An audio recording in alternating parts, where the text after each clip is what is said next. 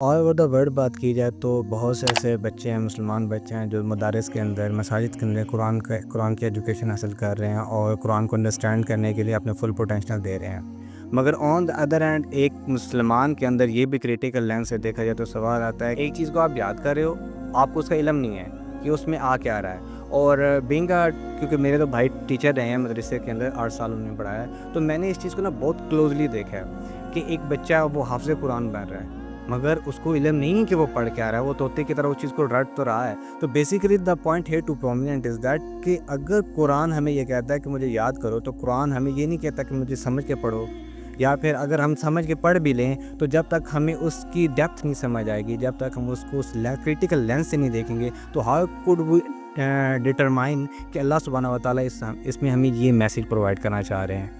اچھا، پہلی بات تو یہ ہے کہ حدیث میں جس طرح قرآن کے حقوق ہیں ہم پر، اس کا تو ظاہر ہے کہ قرآن کو سمجھنا بھی ہے، قرآن کو پڑھنا بھی ہے، قرآن پر عمل بھی کرنا ہے، اور قرآن کی تعلیمات کا نفاذ بھی کرنا ہے، وہ تو سارے اس کے حقوق شامل ہیں۔ یعنی حضور صلی اللہ علیہ وسلم نے جو قرآن پر نازل ہوا وہ انہوں نے حص کر کے نہیں دکھایا بلکہ اس پر عمل کرتے دکھایا۔ اب یہ تو شدہ بات ہے کہ اسلام کی جو ایمان ہے وہ کسی چیز کو یاد کرنے یا رٹنے کی نہیں ہے، کرنے تو اچھی بات ہے، بلکہ اس پر عمل کرنے کی ہے۔ صحابہ ابھی ہم طرز یہ نہ سمجھتے ہیں کہ جب وہ قرآن کو سمجھنے کی کوشش کرتے تھے تو جب تک سورہ بقرہ کو سالوں سال سمجھتے رہتے تھے، یعنی اس پہ عمل کرنا بھی شروع کرتے تھے۔ اچھا، رہی بات حفظ کی، تو ظاہر ہے کہ ہم عربی تو ہیں کوئی نہیں، ایک حفظ کا یہاں موجود ہونا اور اس بہانے ہمارے بچوں کا قرآن سے کنیکشن ہونا، گو کہ ہمارے ہاں بہت ڈیفرنٹ سوچوں کے تحت حفظ کرائے جاتے ہیں۔ والدین کو انہوں نے ایک حدیث پڑھی ہوتی ہے کہ قیامت کے دن مجھے تاج پہنایا جائے گا، اس لیے میرے بچے تو حفظ کرانا۔ کہ قیامت کے دن جو تاج جتنے بھی پہنائے جانے ہیں وہ آپ کی پوری زندگی کے مطابق ہے نا، یہ سارا پورا توازن ہے، اعمال کو اللہ ہے۔ یا ہم سنتے ہیں جی جو حفظ کر لے گا جی وہ 10 بچوں کی سفارش کرے گا، اس طرح کی ایک ایک باتیں ہم نے سن کے ہم نے اس چیز کو پورا دین سمجھا ہوتا ہے، لیکن دین ایک پوری لائف سٹائل ہوتا ہے جس کے مطابق آپ کے اعمال دھلیں گے اور آپ کا جزا و سزا ہوگی۔ یہ سب باتیں ہیں، بالکل ہیں۔ اچھا، پھر حدیث میں جتنے بھی الفاظ ہیں وہ کبھی بھی جب بھی حصے قرآن کی فضیلت والی ہوئی ہے تو وہ صاحب قرآن کے الفاظ آپ کو نظر آتے ہیں، اس طرح کے الفاظ ہوتی ہے وہ جو قرآن جس کی عملی تصویر ہو، جس طرح حضرت عائشہ سے پوچھا گیا نا کہ آپ نبی کے سلوک کے خلاف بتائیں،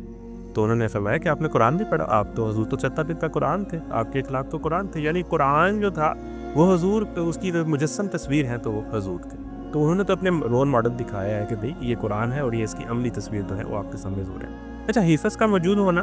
یہ ایک نعمت ہے کہ قرآن پڑھا جاتا ہے، قرآن پڑھنے کے آداب آتے ہیں، تجوید سکھائی جاتی ہے، بچے جب حفظ کرتے ہیں تو بہرحال ان کی ایک جو فلوئنسی ہے وہ بڑھ جاتی ہے، ان کا حافظہ بڑھ جاتا ہے، یہ ساری چیزیں پازیٹیو ہیں۔ مثال کے طور پر ہم بچپن میں ہمیں اسماء الحسنی یاد کرا دیے گئے، قومی ترانہ یاد کرا دیا گیا، اقبال کے کچھ شعر یاد کرا دیے گئے، ہمیں ان کی الف بے بھی سمجھ نہیں آ رہی تھی کہ ہم کیا کہہ رہے ہیں، لیکن جب بڑے ہوئے تو ہم شکر کرتے ہیں کہ ہمیں وہ شعر یاد ہے، ٹھیک ہے، اب ہمیں سمجھ آتے ہیں۔ یعنی ایک چیز جب آپ کو یاد ہو اور زندگی کے کسی موقع پہ آپ کو لگے کہ میں اس کو سمجھوں، تو آپ کے 10 کام پہلے ہو چکے ہوں گے، آپ اسے پڑھنا جانتے ہو، آپ اسے سمجھنا، آپ اسے فلوئنسی سے پڑھ سکتے ہو، آپ کی تجوید ٹھیک ہے، آپ نے حفظ کی، اب آپ نے بس اس کو سمجھنا، ٹھیک ہے نا، یعنی 8-9 کام تو آپ کے پہلے ہو گئے۔ تو اس حوالے سے یہ ایک بلیسنگ بھی ہے کہ ہماری بڑی تعداد جو ہے وہ قرآن کو جانتی ہے یا حفظ کرتی ہے۔ کل کو اگر کوئی بندہ اٹھے، کوئی میرے جیسا آپ جیسا کہ بندہ اٹھے جو ایک کیمپین چلا دے کہ ہمیں فہم قرآن کی طرف آنا ہے، تو اس کے 5 سٹیپس تو پہلے پورے ہو چکے ہیں، اب اس نے صرف قرآن اس طرح سے ڈیز شروع ہو چکی ہے، تو یہ اس حوالے سے ایک بلیسنگ بھی ہے۔ لیکن ایک انمیہ کی جب بات کی جائے تو بالکل یہ ہے کہ جس طرح ایک بڑی قولت قرآن میں آتی ہے نا کہ تم نماز نہ پڑھو جب تم نشے میں ہو، وَلَا تَقْرَبُوا الصَّلَاةَ وَأَنْتُمْ سُكَارَىٰ۔ اچھا، اس کی جو علت بیان کی وہ یہ ہے کہ یہاں تک کہ تمہیں سمجھ آنے لگے کہ تم جو پڑھ رہے ہو اس کا مطلب کیا،